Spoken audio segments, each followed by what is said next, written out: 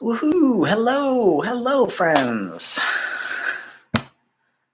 Here we go. We're getting going. Okay. I think I've got chat figured out finally, so that when people comment, I see them right away and not halfway through the stream like last time. Oh, here we are. We've got people coming in. Okay. As per usual, it will take me a second to get things organized. Nikki, hi! It's good to see you, sort of see your name there. I hope you're doing well. I'm seeing messages coming in from other people. Okay. One of the things that I want to do with this stream is let it be a little bit more, I gotta not talk as fast, I think. Yay. Okay, hold on a second. I have to send a thing to somebody who wants to know where the stream is.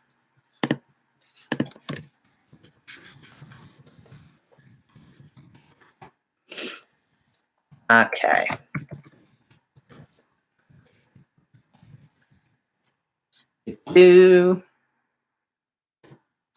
Cool. Yay. Hi, Jade. Hi, Raven. Hi, Desiree. Yay. Nikki says, I hope you're staying warm. Thanks. I'm trying. We had, Nikki, I think I said in the email that I wrote to you today, but we had 2 intense storms here in Minnesota where I live. We had a really, really cold week last week where it was like -50, including the wind chill last week. And then this week we had a snowstorm that nobody expected, I guess, because the snow is wild and it's been really hard to it's been hard to get around. Yeah, Raven says polar vortex of doom, a -67. Yeah, Raven's a little bit farther north than I am, in Minnesota, but yeah, it was cold. So yeah, I was just saying that one of the things that I want to do with these live streams is to be less rushed, because I feel all this pressure to like talk really fast because it's YouTube and you're trying to like keep people's attention. But also just to like fill the silence sometimes. And so I gotta not talk so fast so we can just like hang out and relax together. Hi, Victoria. Yay, I'm glad you're here. What other news things? Oh, I have half a black eye. I don't know if you can see this, but I've got like this little mark here on my eye. I belong to a boxing gym in my neighborhood that I really love, but one of the things I'm doing right now is sparring for the first time. And well, not the first time. The past like 2 or 3 weeks I've been sparring with people. And I got punched in the eye the other day. So I've got kind of half a black eye under the eye bags. So that's what that is. But I promise it's totally fine. And the person who hit me felt really bad about it. I got him once or twice, but not as good as this. Not as good as he got me. Victoria says, I just wanted to let you know when I started transitioning, you helped me keep my faith in God. Oh, Victoria. Oh, that's so nice. I'm so glad. I'm so glad I could help. So today we're talking about Genesis 32 is what we're talking about. We're talking about the story of Jacob wrestling with God, an angel, a human. We don't know what it is. And that's part of what we're going to be talking about today. Oh, hi, Kate. Kate says, I read your book and I'm a fan. I have a trans son who's a Christian and you are a good and helpful person to me. Sorry about your eye. Aw, thanks, Kate. I'm glad I could be helpful. And it's okay. My eye will be fine. It actually, I feel kind of tough. Like I feel like I got, a tough thing going on right now with my half black eye. But yeah, so that's what we're going to talk about is Genesis 30. Did I say 36? 32 is what we're going to be talking about today. And one of the things that I'm hoping we can do is for folks that have like physical Bibles with them, and even if you can find one online that you like, I usually use Bible Gateway or Bible Hub. Those are both helpful Bible websites. But if you have a print Bible too, if you have a Bible that has footnotes, I really want us to look at the footnotes tonight. And even, not even just the footnotes, but the sort of translation notes that you usually have at the the bottom of your page, because this passage is fascinating in terms of translation, and that's kind of why I picked it, because there are so many interesting differences in translation and how we understand this text. So let's get started by just reading the text, shall we? Uh-oh, I have my phone on. Hold on. There we go. Now it won't make the Mario noise when I get a text. So yes, Raven says, I'm going to super open my study Bible. Do it. I'm going to be reading, the first time I read through this, I'm going to be reading through from the NRSV, the New Revised Standard Version. And then I'm also going to be looking at my notes. I keep looking at the ground, and this is why. I'm going to be looking at my notes from the Jewish Study Bible, which is the Jewish Publication Society's translation. But I love this Bible because it has really helpful notes for a lot of the Hebrew, and that's why I tend to use it a lot for Old Testament stuff. Kate says, I have a New Jerusalem Bible. Sweet, use that. So what we're going to do is I'm going to read through the passage in the NRSV, and then we can talk a little bit more about the footnotes. So what we're reading tonight is, or whatever time of day it is for you, Genesis 32, verses 22 to 32. So we got 10 verses. So it goes like this. The same night as that's Jacob, the same night as Jacob got up and took his 2 wives, his 2 maids, and his 11 children, and crossed the ford of the Jabbok. He took them and set them across the stream, and likewise everything that he had. Jacob was left alone, and a man wrestled with him until daybreak. When the man saw that he did not prevail against Jacob, he struck him on the hip socket, and Jacob's hip was put out of joint as he wrestled with him. Then he said, Let me go, for the day is breaking. But Jacob said, I will not let you go unless you bless me. So he said to him, What is your name? And he said, Jacob. Then the man said, You shall no longer be called Jacob, but Israel, for you have striven with God and with humans and have prevailed. Then Jacob asked him, Please tell me your name. But he said, Why is it that you ask my name? And there he blessed him. So Jacob called the place Peniel, saying, For I have seen God face to face, and yet my life is preserved. The sun rose upon him as he passed Penuel, limping because of his hip. Therefore, to this day, the Israelites do not eat the thigh muscle that is on the hip socket, because he struck Jacob on the hip socket at the thigh muscle. So there you go. We have this whole interesting story that concludes in that weird verse about this is why we don't eat the muscle here. And so I want us to talk a little bit about this passage. So for those of you that have a Bible open and you're looking at any footnotes that you might have, let's just start at the beginning of that passage. One of the things that you might notice as I was reading through that is that this section of text has a lot of he said, and then he said, and then he said, and then he said. Like there's a lot of he saids in there without giving us the names of who is speaking or the identity of who is speaking. And that's a common problem in a lot of Hebrew texts. And so we have to kind of assume who is speaking based on what's being said because we're not getting names or descriptors. So that complicates our reading.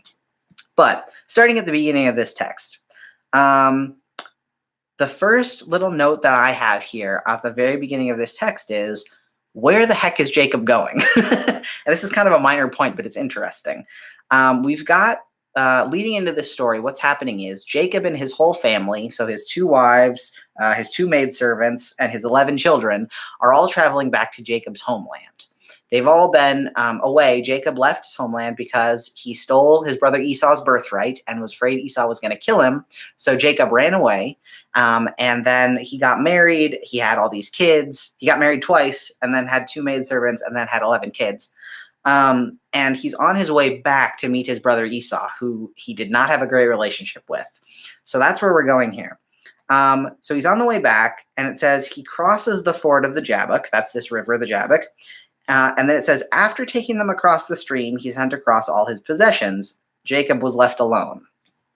So in the little note I have here in my Hebrew Bible, it points out that we're not sure whether Jacob just sent all of his possessions ahead and that he stayed on one side of the river, or if he went with them across the river and then went back to the other side. It's kind of confusing, right? Because it says he crossed the ford, but then after taking them across, he sent across all his possessions. So then he's back on the other side. But then Jacob's left alone and everybody else is on the other side of the river. So we've got some weird placement going on here. My Bible notes here say that in the Talmud, that's the Jewish collection of sort of extra understandings of these texts. It says in the Talmud, it suggested that Jacob returns to the other side to retrieve some small jars he had forgotten there. And I kind of like that idea of like, he went across, he got everybody across, and then he was like, oh crap, I left some stuff on the other side. It just makes Jacob very human. So I'm interested to see if you have any footnotes at this very beginning of the text. Kate says, my footnotes say he was being meek toward Esau according to Yahwistic and Elohistic tradition. Yeah, so this idea that in the verses right before this, Jacob is sending all this stuff ahead of them, right? Because he wants to butter Esau up. So right before this text that we just read, he's sending across animals, he's sending across jewelry, he's sending across people, all these things that are supposed to be gifts for Esau. So yeah, Jacob is being sort of meek. He's trying to butter Esau up. And then we get this bit where it's like he sends everybody across, but he stays on the other side of the river. And we're not totally sure why he does that. So if anybody has any interesting notes on that, join Kate, put them in the text. So then we get Jacob all alone on one side of the river. Jacob's left alone, and a man wrestles with him until the break of dawn. Now, this is the start of this interesting, who is this person Jacob is wrestling with question. Raven says, my study Bible doesn't have any explanations about why he was alone. Okay, so like sometimes we just read this and we're like, okay, like it doesn't really make sense, but the end point is he was alone. Whether he went across and came back or not, he was alone at the end of it. So yeah, so who is this person that Jacob is wrestling with? Or it's verse 25 says, a man wrestled with him until the break of dawn. Now, traditionally, we have understood Jacob to be wrestling with either a man, because we get this idea from verse 25, or wrestling with an angel. That's a text. I'm trying to think of where we get that it's an angel. But notes here say, Jacob's mysterious adversary is surely supernatural. Most traditional Jewish commentators have taken him to be angelic. So we've got that idea. Do you have any footnotes that say who this person is? I'd be interested to know. So maybe it's a person, maybe it's an angel, based on some understandings of the text. But then the tradition that says that Jacob was wrestling with God comes from verse 29, right? So we're skipping ahead a little bit, where the being that Jacob is wrestling with says, your name shall no longer be Jacob, but Israel, for you have striven with, how does it translate it in the one I just read? Striven with God and with humans and have prevailed. So based on that, we kind of assume then that this person that Jacob is striving with or wrestling with is God, based on that renaming that he's had. So maybe this person is God that he was wrestling with. I want to see, I'm going to actually wait on that, but I'm interested to see if you have any interesting texts.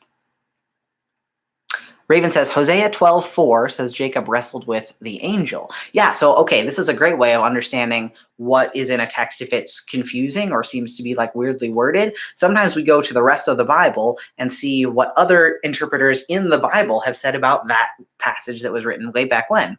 So I'm going to flip to Hosea 12:4 and see what it says. Hosea 12:4. I'm going to go to my parallel verses here so that I can see how it looks in a bunch of different translations.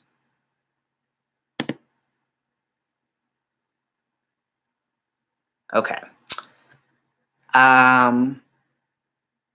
He struggled with the angel and overcame him. Struggled with the angel and prevailed. Struggled with the angel and prevailed. Yeah, so Hosea definitely says angel.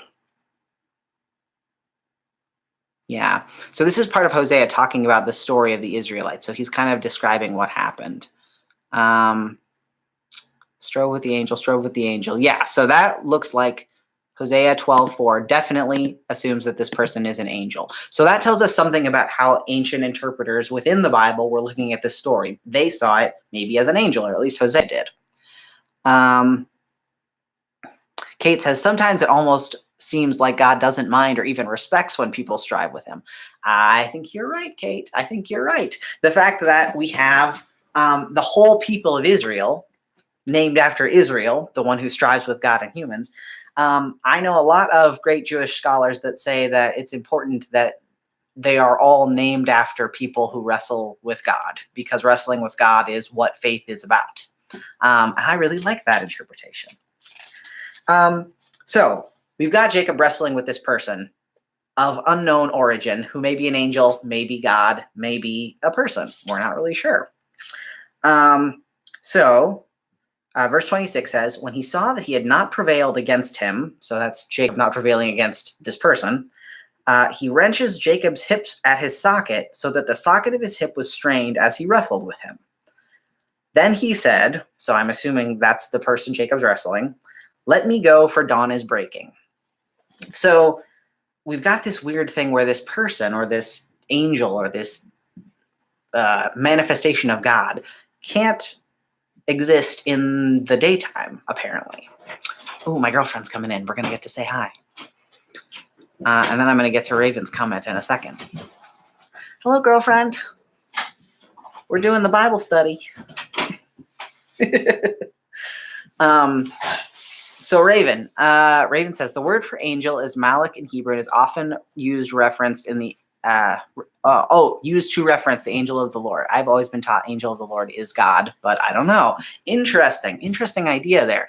Yeah, so the word that is used and translated as angel would be literally translated as messenger.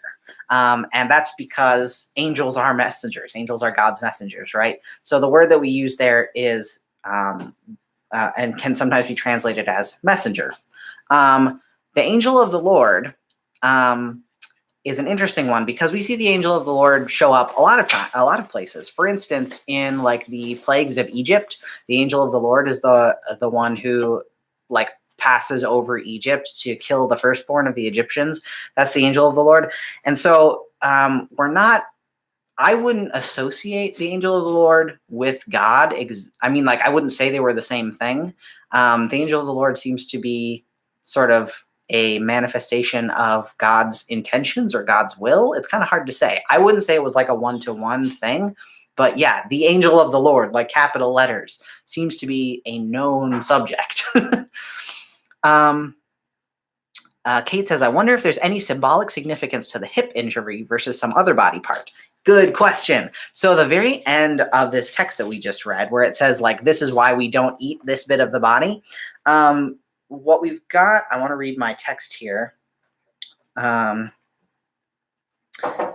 majority position in the Mishnah, so a collection of Jewish wisdom, maintains that this idea of not eating the hip socket meat was first announced when the Torah was given on Mount Sinai, so later on, and then written down in its current location to draw attention to the underlying rationale.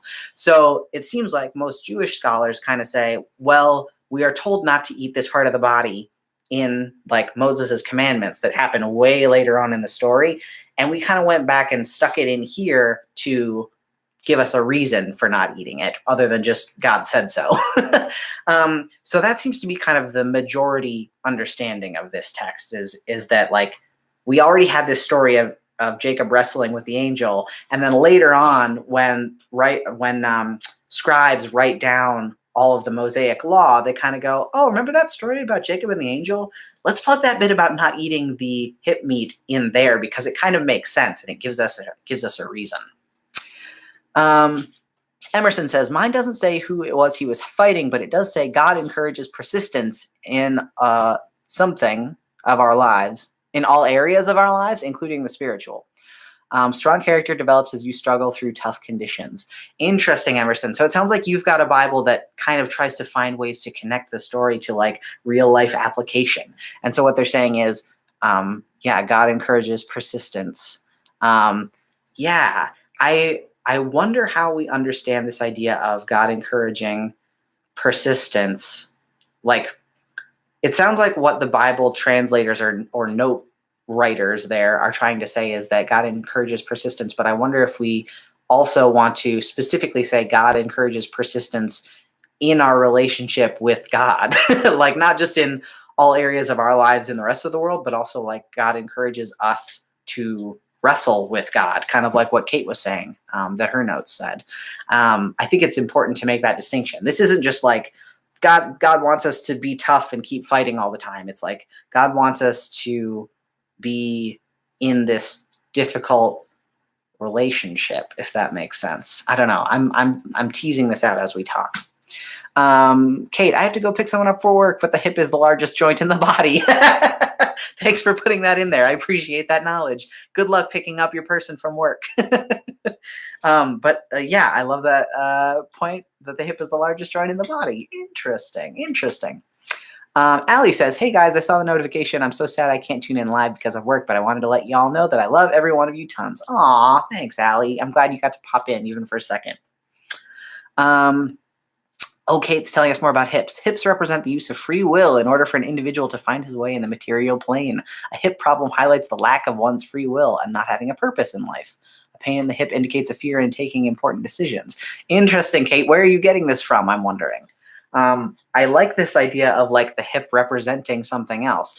And like what we'd have to be careful though of thinking about though is it would have to represent it in the context in which it was written. It couldn't represent it in, a Chinese context if this is a Middle Eastern document, you know what I mean? So we'd have to make sure that we didn't like cross those lines somehow.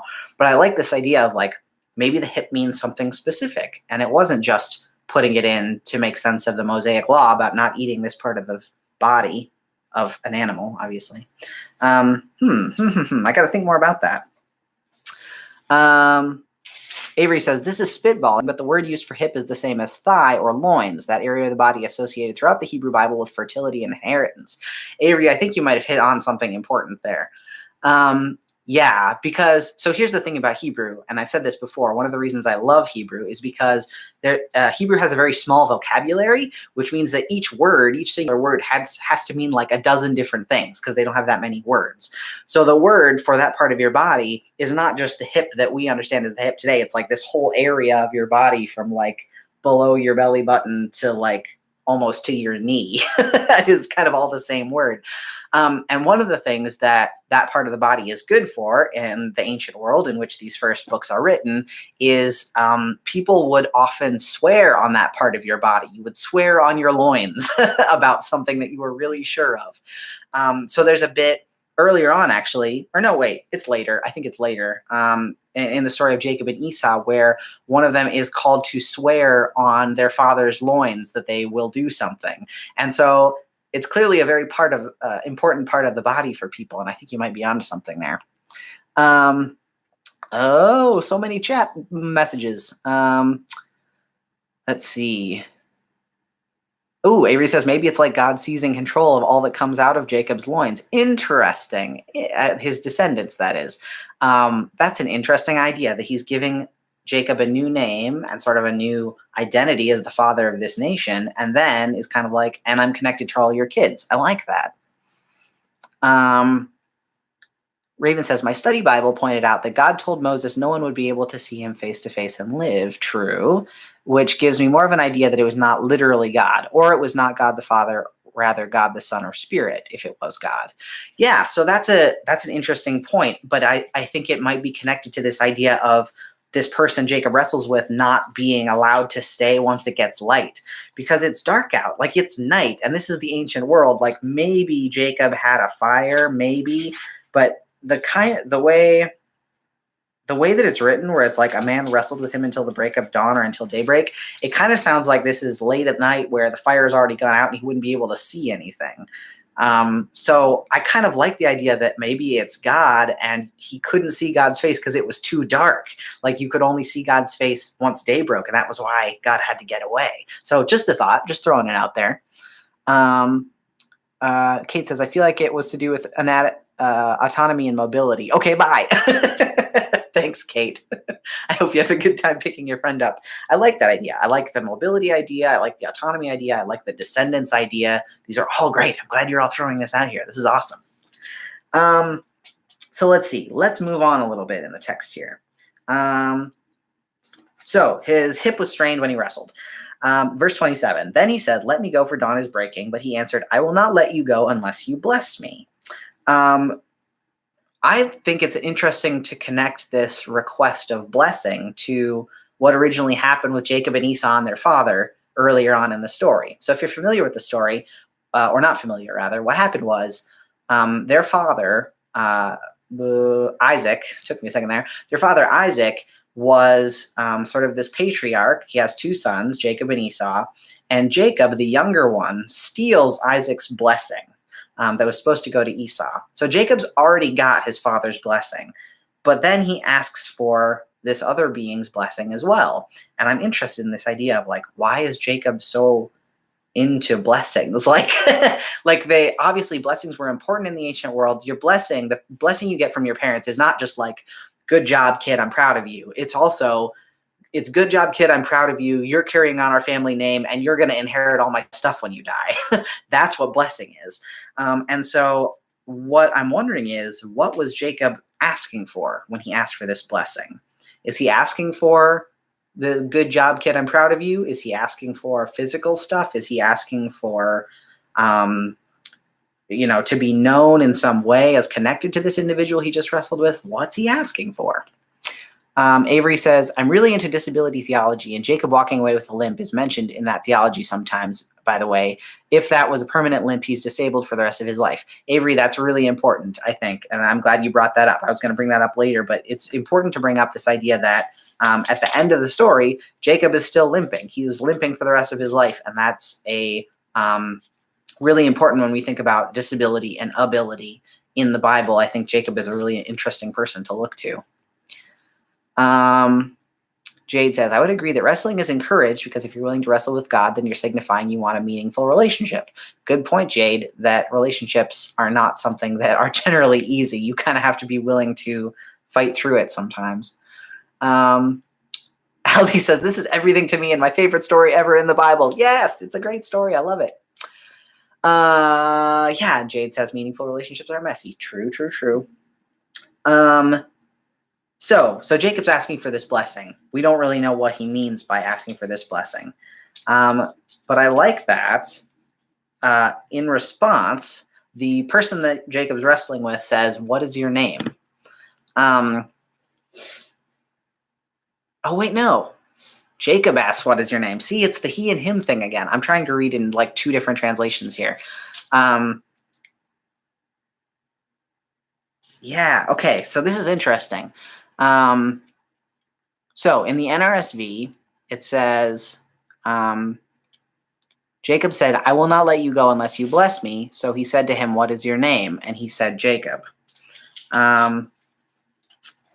Yes, okay. So you've got basically two things going on here where Jacob asked for a blessing and then the person he's wrestling with says, what's your name? And then Jacob says his name. And then this being gives him a new name. Your name shall no longer be Jacob, but Israel. The footnote, I'm wondering what footnotes you all have for this, for the meaning of this word Israel, because it's a complicated one. And so I want to know if you have different footnotes for the name or the word Israel. What does your translation say? Mine says, the scientific etymology of Israel is unclear, a good guess being the God or God El rules. The folk etymology of this verse appears again in Hosea 12:4. So there's your connection to 12:4, Raven, because you brought that up earlier. So we're not really sure what Israel means. We're not sure what the Isri part is. El is God. We're not really sure what the Isri part means. Jade says, the one who strives with God or God strives. Yeah. So striving, wrestling, ruling. Raven says, from the context, Israel is probably to be understood as meaning he strives with God. The alternate meaning is God strives from the ESV. Yeah, so we've got, this could be something about who God is, God strives. It could be a meaning about, it could be sort of a theological statement, God rules, a statement about God, or it could be a statement about Jacob, strives with God. So we're not really sure what this name means, which I really appreciate.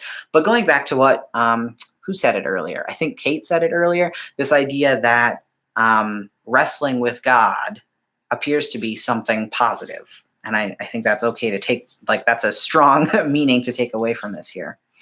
I also want to point out a note on who it says that Jacob is striving with. So the one that I read, the NRSV says, you shall no longer be called Jacob, but Israel, for you have striven with God and with humans and have prevailed. Now, my Jewish Publication Society translation says, your name shall no longer be Jacob, but Israel, for you have striven with beings divine and human and have prevailed. I'm wondering if anybody else has interesting translations of that. Is it God? Is it beings divine? Is it, what is it? Strive with something and humans. Nikki says, we read from the Message, which says God wrestler. And the side-by-side I'm reading with it says, Israel probably means he struggles with God. Yeah, so I like God wrestler. You should be called God wrestler. I love it. I wish I was.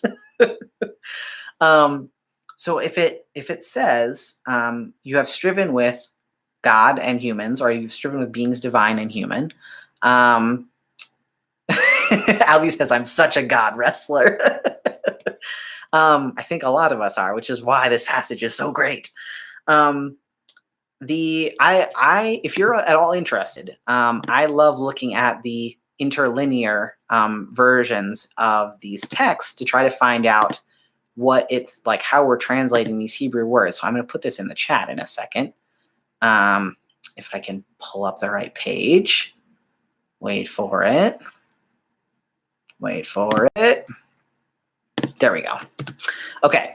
I personally find it really compelling to say you have struggled with God and with men, or with humans, because the word there translated as God or as divine beings is Elohim, which is a word that we specifically use to mean God. And it can just mean divine beings sometimes, but mostly it means God. So that's kind of what I'm leaning on. I just put that in the chat there if you're interested. Kristen says, mine says that it means he perseveres with God, or let God prevail. Yeah, so there, Kristen, those are sort of the two meanings that we're looking at. It's either something about Jacob and God wrestling, or it's something about God prevailing and God ruling. We're not totally sure. Walker says, mine, CEB version, says struggled with God. No comment on the meaning of the name. Raven says gods. Struggled with gods and humans. Is that how yours is translated, Raven? Desiree says in the 1599 Geneva Bible, God gave Jacob both power to overcome and also the praise of the victory. Yeah, so you've got this interesting thing going on where he's getting a new name. He's being praised for a victory over God, which is interesting. Jade says, yeah, I thought Elohim was gods. So, okay. Oh, Raven says, no, I just know Elohim is plural. So yeah, Jade and Raven, you're saying the same thing there. So yes, Elohim is plural. Im is the plural ending for that Hebrew word. But the complicated thing is that, and this is why we don't know exactly if it means God or divine beings, because it's plural. Elohim, the plural, is used as the word for God in a lot of these first 5 books of the Bible. Even though it's a plural word, it's for one God. So take from that what you may about who God is. But Elohim, it's kind of like, you could think of it as like Elohim with a big E or a little e. Big E Elohim is God. Little e Elohim is divine beings. So like angels and things like that. So when we have Elohim in this context, it could mean you have striven with little e Elohim, or it could mean you have striven with big E Elohim, and we just don't know which one it is. Albie says tense is important too. Is he constantly struggling, or is that over now and he has struggled with God? Ah, yes. Okay, good point.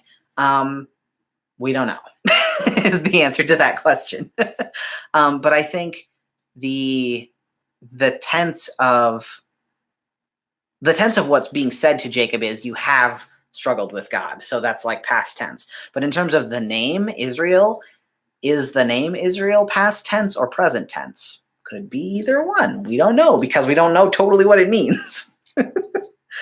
um, okay, so we got the struggling bit. Albie says suspicious. Agreed. Raven says, I believe it's the same thing in Islam. Allah speaks for himself in a we or plural form because in Arabic that's given like a higher honor. Yeah, so it's a little bit like we think of like the royal we, right?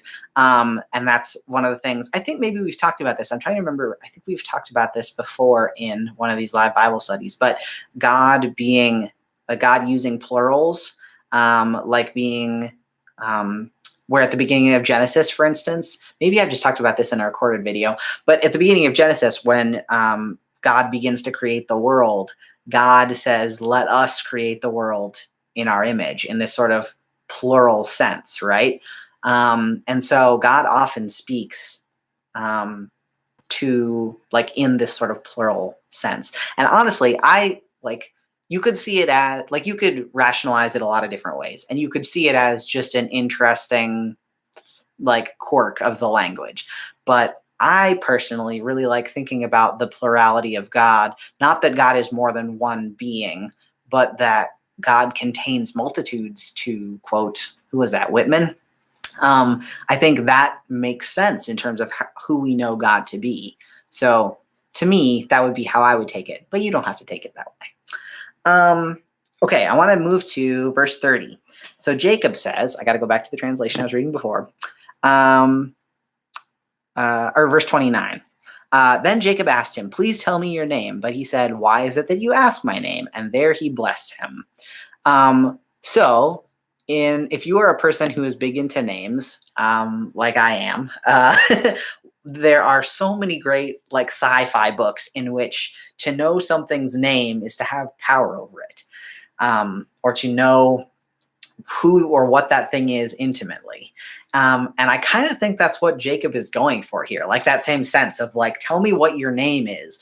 Jacob doesn't ask, what are you? Jacob asks, who are you? In the like, and no, Jacob doesn't even ask who. One of them, isn't it that it says,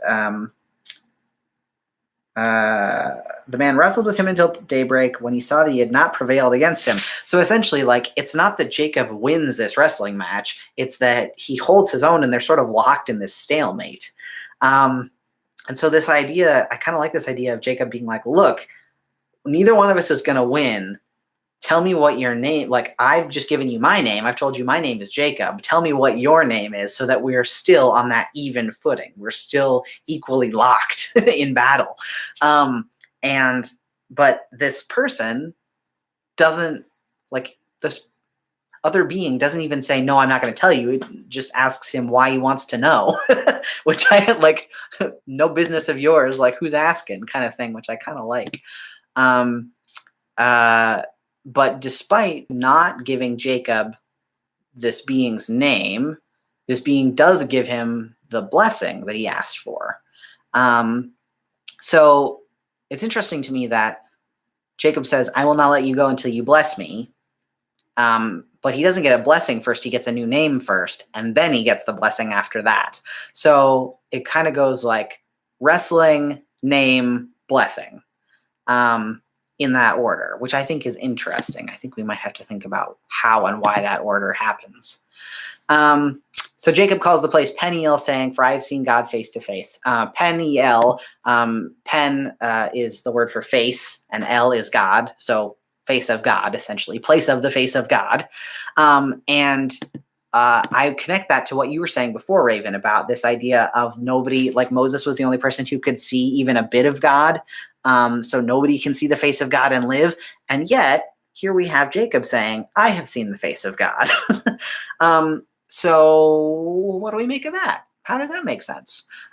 One of the ways that I've had it explained to me is that Moses, that bit about like, nobody can see the face of God and live, is sort of like Moses is the last person to be able to see God. Like people could see God up until a certain point, and then Moses was the last person, and then after that, nobody can see God and live. So that's one way of thinking about it.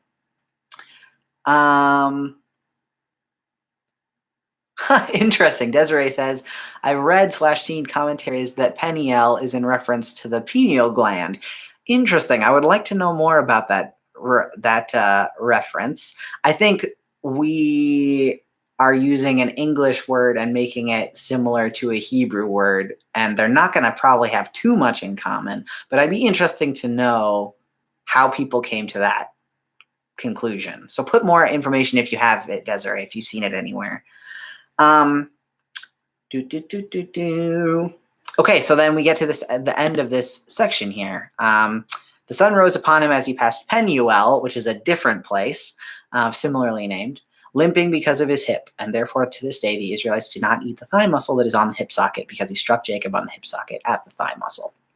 So going back to who was it who said the thing about, was it Jade? I can't remember who said it. The thing about this being important in disability theology, that Jacob does seem to be leaving this permanently changed physically. So yeah, I would definitely agree with that reading. So if anybody has more footnotes or text that they want to put in the chat about what the translation is that they're, Avery, thanks, Jade. Avery said that. If anybody has more text that they want to put in the chat for us to discuss, you should do that. But I want to move to some understandings of this text in terms of sort of like queer theology or LGBT people in theology. I want to read a little bit from this book here. This is Liz Erdman's book, Queer Virtue. And if you haven't, this is like an interesting, it's an interesting book. People have very strong opinions on this book, one way or the other. Some people love this book and are like, yes, thank goodness we're getting beyond the clobber passages. We're getting into like, what is this? Like, how is queerness good for theology, and how can we move into, beyond just the clobber passages? Other people think that Reverend Edmund has gone a little bit too far in certain points and is kind of like on an uncomfortable edge. So people tend to have kind of a one or the other feeling about this book. I feel like there's some really great points made in this book that are important to talk about. But as I was thinking about this text, I was thinking about something that Reverend Edmund wrote in here. And if I can find it, because I bookmarked it and now I have too many bookmarks. Hold it. It's in her passage on touch. This book is written it's got different chapters. So there's a chapter on pride, there's a chapter on adoption, a chapter on scandal, a chapter on risk, a chapter on identity and coming out. I think I said coming out already. But there's a chapter on touch that I think is really interesting. Okay. Here we go. So I'm going to read just a little bit from this text. If you've got the actual book, I'm reading from page 71. What Reverend Edmund is talking about here is the experience of being touched by God and how it's often a pleasurable and painful thing at the same time, and what that's like. Scripture tells us that this is exactly what it is like to be touched by God. This is one of the extraordinary lessons that Christianity has inherited from Judaism. The word that communicates this potent, life-altering touch is the Hebrew word naga. One passage in which naga appears is Genesis 32, the story of Jacob wrestling with the angel. Jacob, the grandson of Abraham, son of Isaac, is third in the line of patriarchs whose descendants will number the stars in the heavens, who will become the people of Israel. Jacob is fiercely alive and fiercely carnal. He wants to be firstborn, he wants to be blessed, he wants the stunning and beautiful Rachel, and he's not afraid to go after what he wants, even if it means he has to coerce his brother or lie to his father or work his butt off year after year for Rachel's father. Jacob is successful and he doesn't need anyone but himself, which means that he is also, in a sense, very alone. The encounter with the angel takes place after Jacob has gotten most everything he wants. He's rich, he has 2 wives and a raft of children, he's set for life, except for one thing. He hasn't been home in a very long time. You see a couple of those schemes of his cheated and wildly infuriated his brother Esau. Jacob has been on the run from Esau for his entire adult life, but now as he grows old, Jacob wants something he cannot steal and cannot earn. He wants to go home. To do that, he needs Esau to forgive him. And unbeknownst to Jacob, that brings God into the picture. So we got this bit here. I got to skip ahead a little bit. So Jacob's waiting on the side of the river. This is the moment of reckoning. Jacob has to get right with Esau, but first he has to get right with himself and with God. Some mysterious figure appears, a man, an angel. Whatever it is, this being jumps Jacob. They wrestle all night, neither of them prevailing. Finally, as dawn is about to break, the angel delivers a brutal blow to Jacob's hip, Naga. This is the touch of God, and in this story, it may mean the death of Jacob. The next morning, Jacob limps to meet his brother. Jacob can't fight his way out of this one. His autonomy is compromised. Jacob has to rely on Esau's love and forgiveness. Will Esau embrace Jacob or kill him where he stands? They meet and Esau throws his arms around his brother. At last, Jacob finds a kind of connection that demands reliance on another, one that demands vulnerability. And then the last sentence is, at last Jacob is home. The angel's excruciating touch, that moment of Naga, has crippled Jacob for life, but it has also saved him. So basically, this idea of like the sort of excruciating but life-giving touch of God is something that Reverend Edmund Reverend Edmund connects to the way that we connect to each other, especially in queer communities where being known for who we are and that touch of identities can be disastrous if we come out to people that are not safe. That touch can be disastrous, and like relying on other people and the vulnerability can be disastrous, but it can also save us and put us into community with God and each other. And I really like that connection. Okay, I have to go back to the chat for a second. Jade says, because from wrestling, you come to know yourself, new name. Oh, so this is talking about the organization of wrestling name blessing. From wrestling, you come to know yourself, so you get a new name. From knowing yourself, you know the gifts you have, so you get blessing. Maybe too, from knowing yourself, you open yourself to new blessings. I like that, Jade. I like that connection there. Kate, Kate's giving us more info on the gland thing. And then Kate says his autonomy is compromised. Yeah, so that was kind of, I think, was that you, Kate, that you were talking about? This idea of compromising his mobility is definitely something that Reverend Edmund talks about. This idea of like having to, after fighting his whole life and being by himself and being self-sufficient, he's suddenly got to rely on the understanding and the care of other people. So yeah, I just wanted to read that little piece there. And if you're interested in learning more about what Reverend Edmund has to say, I would definitely encourage it.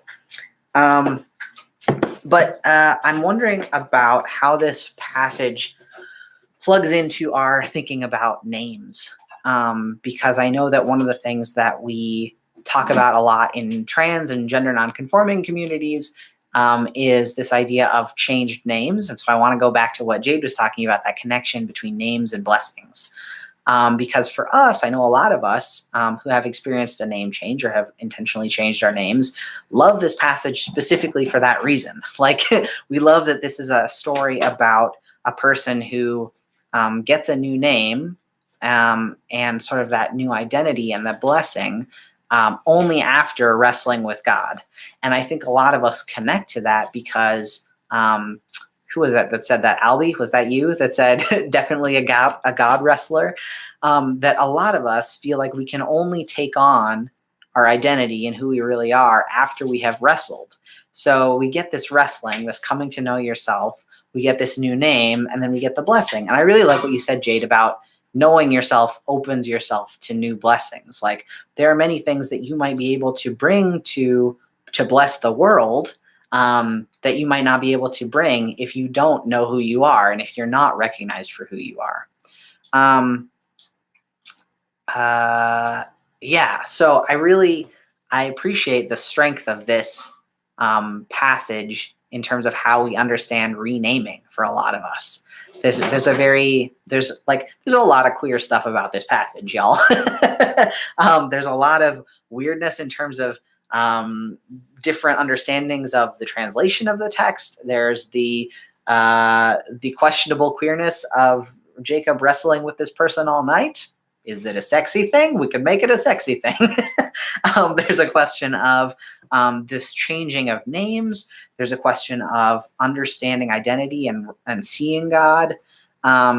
So there's a lot that's interesting and relevant to a lot of our lives when we talk about this passage.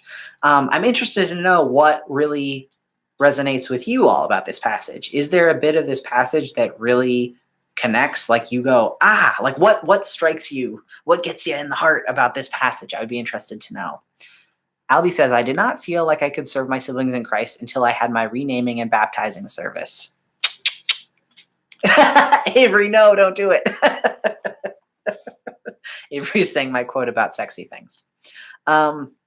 Jade, I knew before my transition I was a caricature of who I am. There was nothing wrong with that guy. He was just incomplete and a shell of a person. Yeah, so Jade, there's this sense of prior to recognition and understanding and wrestling, we are not totally there. And I like that idea. And I think that kind of rings true with Jacob. Like Reverend Edmund said, Jacob wanted all these things. He had this insatiable need to possibly fill in some of himself that wasn't there before. And he thought, maybe I can fill this in with having stuff. Maybe if I just get my dad's blessing, maybe if I just have enough stuff, maybe if I just marry this beautiful girl, maybe if I just, do all these things, then I will be able to fill in this shell of me. But none of that works. And it's not until he wrestles with God or the angel that and gets that blessing and gets that name that suddenly he's himself. And his real self includes this limp that he has for the rest of his life, which is important for us to recognize. Avery says, Jacob has been running from his family for 2 decades? Like a lot of trans folks, he's got a really complicated relationship with family. Good point, Avery. I hadn't thought about that too much, but yeah, no, there's definitely this sense of like, he's left home. He's had a fight with his entire family. Nobody likes him as far as he knows. And he's going back to them, and that's a stressful time. I like to think of the reason Jacob stayed on that other side of the river was because he was like super stressed out and didn't want to freak his new like created family out. And so he just kind of wanted to stay by himself for a night to like panic. Raven says, the fact that Jacob had to experience something painful and that disabled him for life in order to be blessed by God and who he needed to be. Yeah, that's like this idea. I think, Raven, you're touching on that idea of touch. Like once you are touched by God, everything is changed.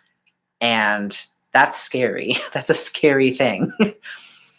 Avery says it's right when he's about to face what he's been running from, that he has this showdown with the divine and comes away blessed and then is able to reconcile with his estranged brother.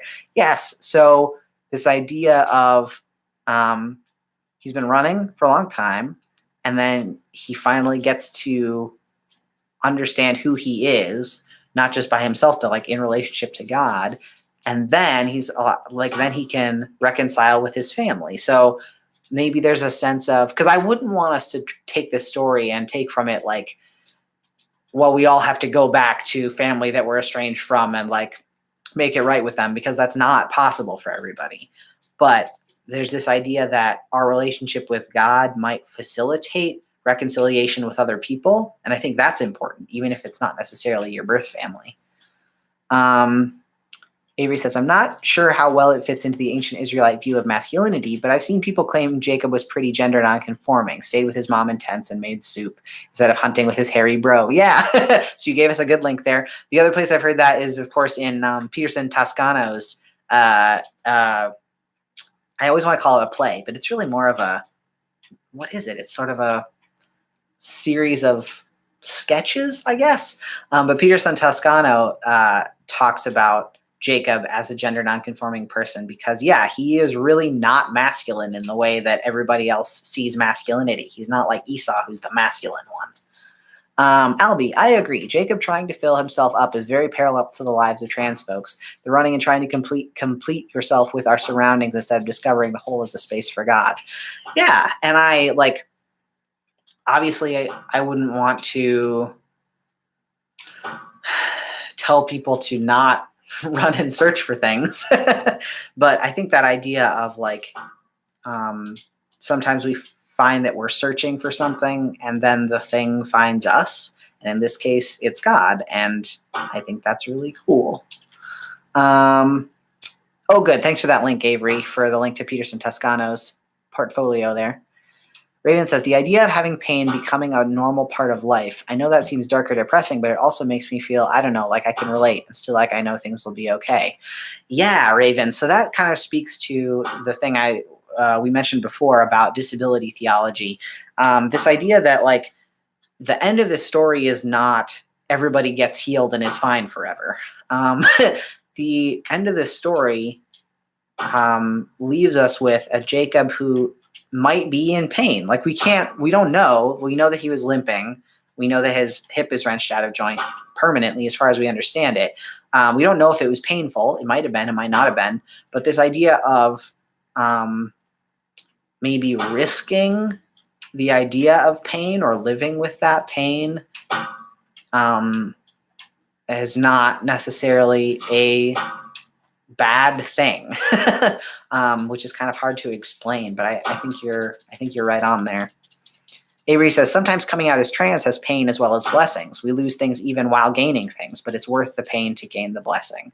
I think Jacob would probably agree with you. He came out of this maybe with some pain, but with a much greater understanding of God and himself, and then eventually his family and his community. Raven says, he had to wrestle with God. I have to wrestle with Christian friends, and I know there will be hurt in my life for a long time coming, but being who I was made to be is good. Don't even have anything to add to that.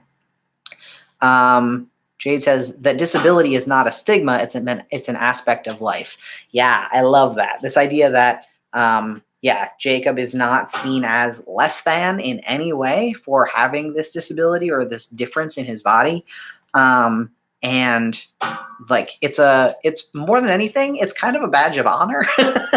And I think seeing differences in physical presentations and physical bodies in our scriptures can help us recognize or help us stay away from stigmatizing people with those differences in body presentations in our lives, you know?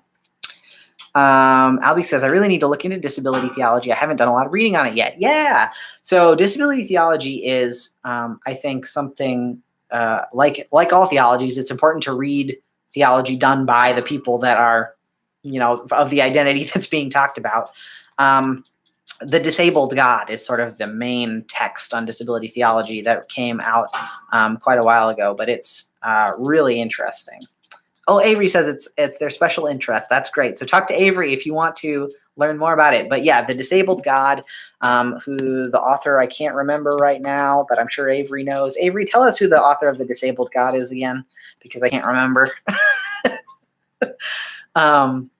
But it's that's sort of like one of the main texts. And then there's a bunch of places to go after that, but it's kind of one of the places that I started, at least. Nancy Island, thank you. Nancy Island is the author of The Disabled God. So start there maybe, or Avery, if you have other suggestions of where to start. Yeah, Raven says, I have generalized anxiety, and I know that's different than physical disability, but it came from hard times in my life. Yeah, I think books on theology and mental health can also be really important. One that I have on my reading list that I haven't read yet, but I really want to, oh, shoot. I'm not going to remember the full name of the book. Hang on a second. Let's see if I can find it really quick. Oh, it's just called Bipolar Faith. Bipolar Faith, Black Woman's Journey with Depression and Faith by Monica Coleman. And that's been on my list for a long time, and I haven't gotten to it yet. But that's one that specifically talks about like mental health and theology and what that looks like for people with depression, with bipolar. Is it bipolar disorder still? I'm sorry if I'm saying that wrong. It might be categorized as something else. But so yeah, that might be another one to look into. Okay. And Avery, wrapping this all up for us, it's interesting. I found that disability and trans theology make similar points and find God's affirmation in the same passages of Scripture. For instance, this Genesis 32 passage and the 1 Corinthians 12 on the body with many parts, which we talked about 2 weeks ago, tying it all together.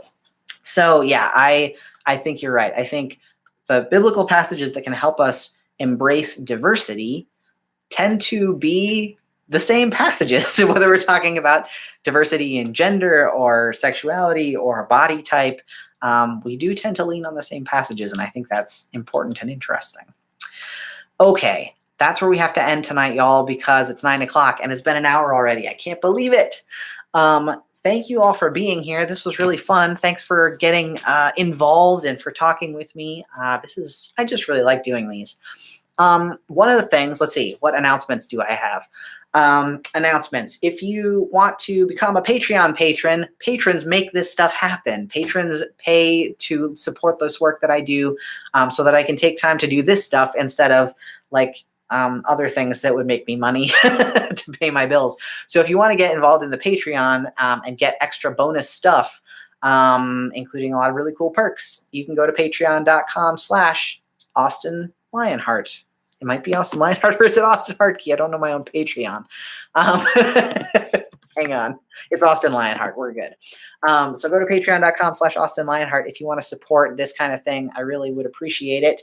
And other stuff to tell you. Next week is going to be next Wednesday, same time, same bat channel, same bat time, is going to be our gender queer, gender diverse Christians group. And that, if you want to get involved with that, you can go to bit.ly/trans Christian support to sign up. And I'll send out an email to all the people on that list to get you into our little group that we do. It's a closed group for safety. So you got to sign up to be in it. But check that out next week. And then the week after that, we'll be back to doing another Bible study. And if you have ideas about Bible passages that you would like us to look at after this video is up on YouTube in the on-demand sort of section in your subscriber inbox or wherever, if you want to put a suggestion in the comments, do that, because I'm always wondering what we should talk about. And if there's a passage you would like to talk about, I'd love to hear about it. All right. Avery.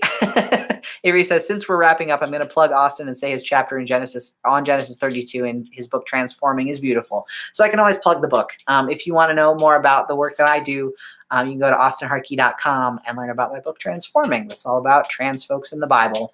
I wrote it, and I'm really proud of it, and I like it a lot. So if it's interesting to you too, that's great.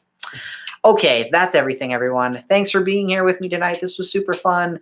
Thanks for talking to me, and we'll see you back here in 2 weeks for the next Bible study. All right, everybody. Bye.